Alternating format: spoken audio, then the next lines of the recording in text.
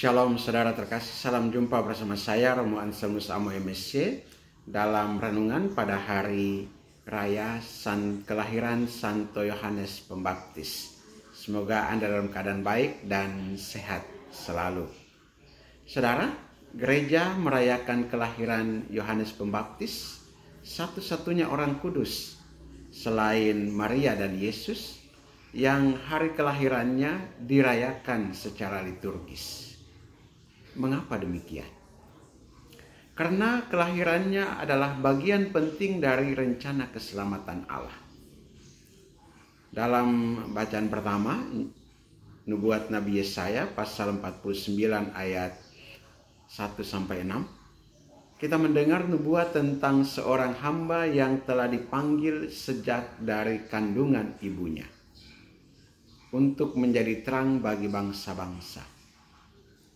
Nubuat ini dikenakan secara langsung pada Yohanes yang kelahirannya diceritakan secara dramatis dalam Injil Lukas hari ini. Nama Yohanes artinya Tuhan berbelas kasih. Dan benar, dalam dirinya kita melihat kasih Tuhan yang mempersiapkan umat bagi kedatangan Sang Mesias. Sejak dalam rahim ia sudah dipenuhi Roh Kudus. Ia disiapkan bukan untuk popularitas atau kejayaan duniawi, melainkan untuk satu misi, mempersiapkan jalan bagi Tuhan. Santo Paulus dalam Kisah Para Rasul pasal 13 ayat 24-25 menegaskan bahwa Yohanes bukanlah Mesias, tetapi dia yang membuka jalan baginya. Yohanes memahami dengan rendah hati perannya dalam karya keselamatan. Ia harus makin besar, tetapi aku harus makin kecil. Santo Ambrosius berkata, Yohanes adalah surga, suara. Yohanes adalah suara yang mempersiapkan jalan bagi sabda.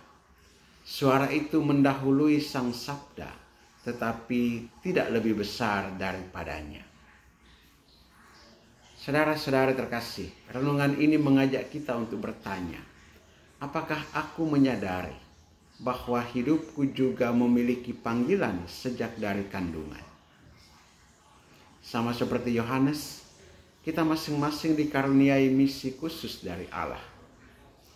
Seringkali kita tergoda untuk mengukur nilai hidup kita dengan standar dunia, kesuksesan, pengaruh, atau pujian. Tapi Yohanes menunjukkan jalan yang lain, jalan kerendahan hati, ketaatan, dan pengabdian total kepada Kristus. Kita juga bisa belajar dari Zakaria dan Elisabet, orang tua Yohanes yang dalam ketaatan dan iman menerima kehendak Allah, bahkan ketika mereka sudah lanjut usia. Allah tidak pernah terlambat dalam rencananya. Sebagaimana Yohanes menjadi terang bagi banyak orang, kita pun dipanggil untuk menjadi terang bagi orang-orang di sekitar kita, dalam keluarga, lingkungan kerja, dan pelayanan. Paus Benediktus ke-16 menulis pada homili Hari Raya Kelahiran Yohanes Pembaptis 24 Juni 2006. Setiap pribadi adalah hasil dari suatu pemikiran Tuhan.